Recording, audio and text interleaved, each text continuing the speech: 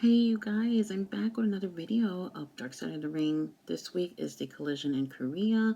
This was an episode that I was definitely waiting for. This is one of those ones that you hear about in shoot interviews and you just wish everyone who was involved can just get together and just talk about this once and for all, like what really went down. Before I get into details about the episode, I really want to kind of briefly mention a couple of political things that would kind of make the story make a little bit more sense. Like Antonio Inoki was trying to do something that was kind of impossible, but he thought it would work. Basically, bringing Japan and North Korea together. Many people don't know this, but Japan ruled over Korea for 35 years, starting in 1910 till the end, I believe, the end of World War II. And if that wasn't bad enough, one of the biggest things that made them have like this big beef and animosity against each other was the fact that Japan, yes, the beloved Japan, had basically used Korean women as sex slaves. And this is something that you don't really hear about nowadays. But even South Korea, there are like anti Japanese discriminative things going on in South Korea even to this day, because it wasn't until like maybe 5 years ago Japan formally gave some kind of half-ass apology about what they did to these poor women. And not just that, but they did other things to torture Korean people during that time. And as we look at Japan as a peaceful place right now, it wasn't always that way all the time. But so basically, since there was always this animosity between Korea, both Koreas, and Japan, I think Antonio thought that if he stepped up and made these countries come together, despite what happened, that I don't know, that would help him in a political way. It obviously did not work that way. But this episode was so um, crazy. I believe everything they said. It like is spot on. I love to watch things about history and things like that, about cultures and everything. So I've seen a lot of interviews of even North Koreans who fled North Korea would basically describe the country in the same way. So I believe everything that they said. Um, let's see. I think the what stole the whole show for me was two Scorpio talking about his little thing going on with Hawk. And man, I thought that was kind of badass. And how they're saying that there was rumored that he was really going to murder him. Based on what he said, I think that possibly could have happened, knowing that he would have had some type of defense, knowing that there were people there who saw how this thing all played out on the bus. And they got into physical altercations. So he figured that if he just got Hawk to get at him one more time, that if he accidentally killed him in self-defense or whatever situation is, that it would look credible. So this was really interesting. That part just really stole the show for me. But everything was pretty cool. I think for them to, I don't think that would ever happen again, where they would have such a large crowd, any wrestling whatsoever, from that moment on till now, or even in the future. Will they get almost 200,000 people to sit there and watch wrestling? That's that's crazy. But they did force everybody to be there. Nobody knew anything about wrestling. When it comes to North Korea, there's only government channels that all citizens get to watch. And the people who are government officials and stuff, they actually do get to watch things that are outside of the country. And these are only like top people who have special privileges. And man, like if you guys ever have a chance to look at how things are in North Korea, you'll see what I'm talking about. Like there's not a thing that they can do by choice. They even the hairstyle, when they go to the barbershop, it's like 15 pictures, pick one. You can't have your own style. This goes for men and women and children. It's everything they do is controlling. I couldn't imagine living in a society like that. But then again, if you're born into that society, you don't know anything better, until you get older and you start having a mind of your own, and you might want to, I don't know, do your own thing or whatnot. And this is why a lot of people do flee the country and go seek asylum in South Korea.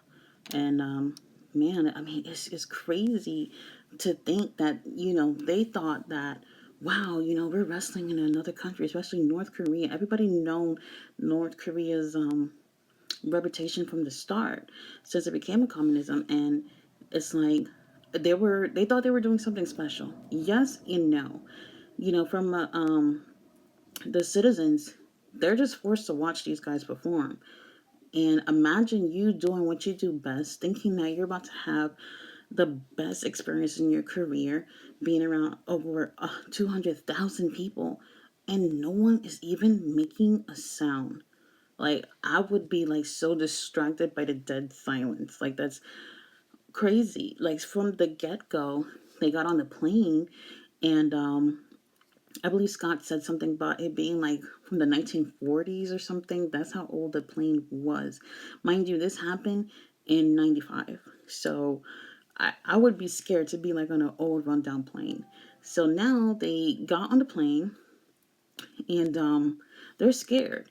They're seeing how, like, at the borders, how they have like cannons and things like that. Like North Korea, they're ready to strike. South Korea as well, because they know what they're up against. As far as, how North Korea would probably be trigger happy to be able to shoot down anybody or anything at the border.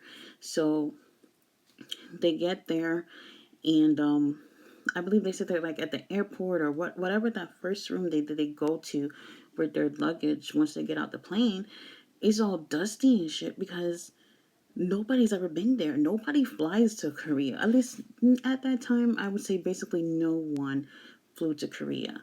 But nowadays, it's really hard to be able to be approved to go to Korea. And if you do, just like back then, they'll take any cameras, or if they do let you keep your cameras, they will have to watch what you recorded, because almost at all times you're with somebody, like a kind of like a tour guide, like how Bishop was talking about earlier.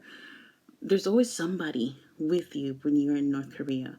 So now, you know, they thought that was weird, and they're going from um, room to room.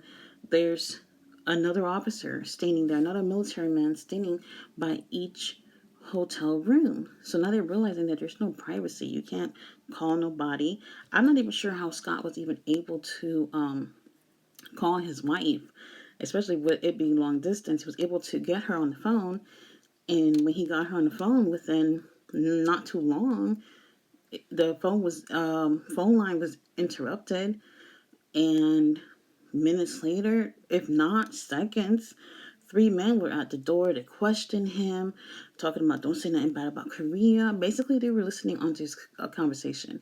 Had he continued to talk to his wife and they were listening on, he would have obviously said what they consider to be horrible about Korea. And that's a no-no. Whether you live there or you're visiting, that's a no-no. If anything, they could have like sentenced him to God knows how many years just for doing that, and the U.S. would have had to intervene. It would have just been a huge mess. Like, these type of stuff, it seems like nothing. Even people in America talk shit about America, but like, you get arrested for that. There's a First Amendment that protects you from getting into trouble when you say, state your opinions. So now,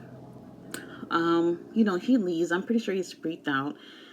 We wasn't able to get everybody's opinion, everybody who was there, but the people who were interviewed were, the only ones who were able to speak on their experiences. I would have loved if Blair would have been involved and talked about how his experience was, but that didn't happen.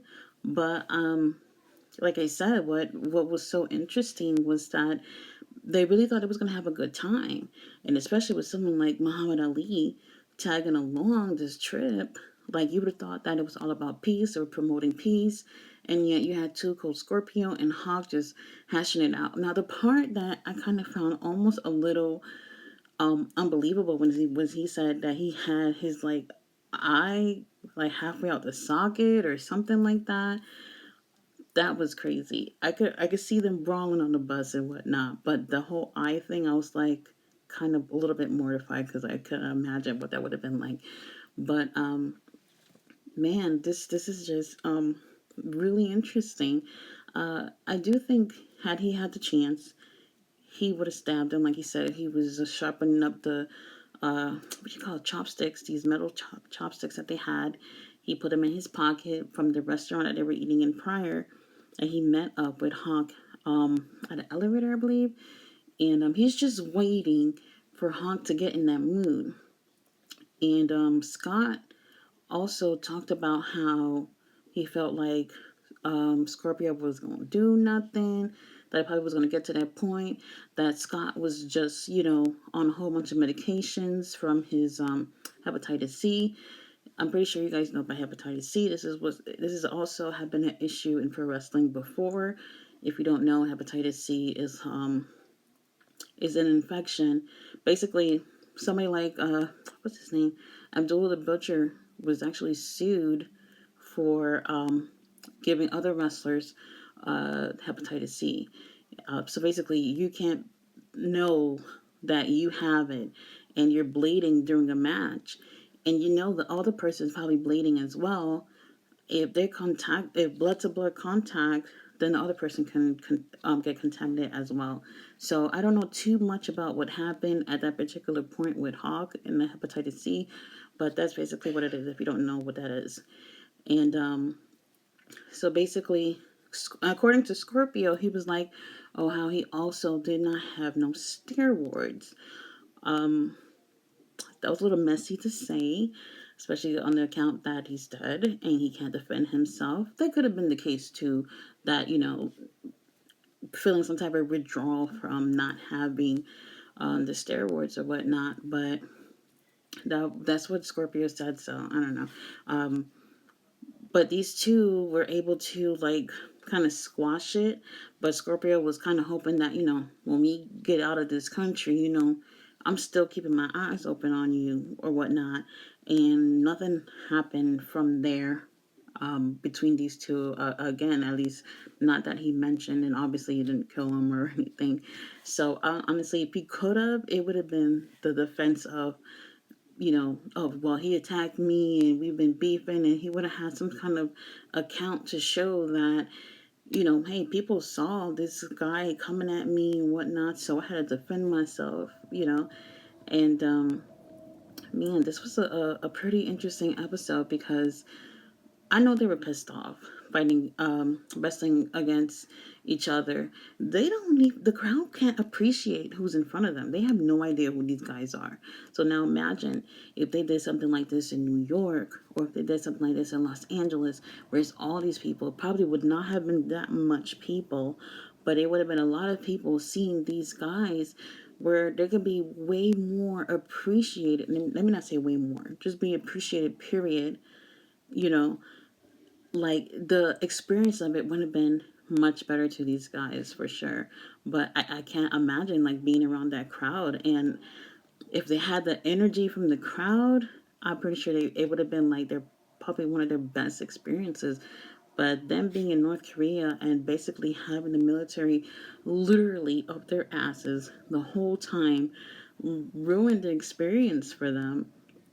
And like as far as it goes politically, that trip did not help anything at all. And I don't want to say it was pointless. Was it pointless? Yeah, kinda. It was. But hey, it's something they can just tell, their grandchildren or anybody for that case. And it's just a story to tell. But it was very interesting. Um, wow. I mean, like to think that WCW was able to even get this far. And WWE, what the most they've done was what 93,000 WrestleMania.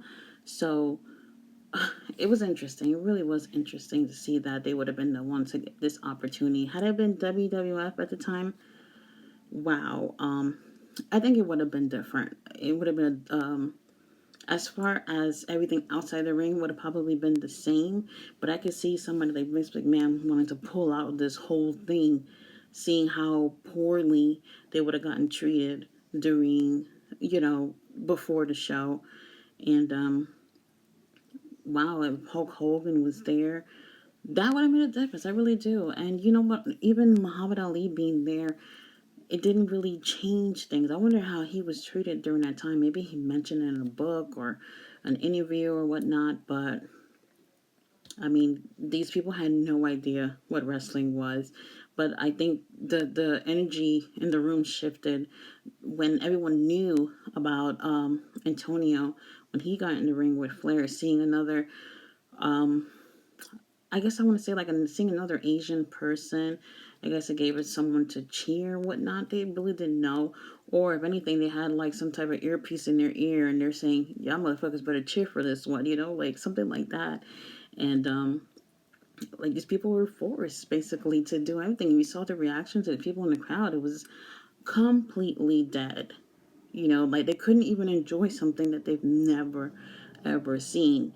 But by the time Antonio had his match, it was like a night and day situation. So they were able to be engaged with what was going on. And that was probably their first and only experience with professional wrestling in North Korea. Well, guys, thank you for watching my review. This was a good episode. I'm not sure what's coming on next week, but I will be back with another review.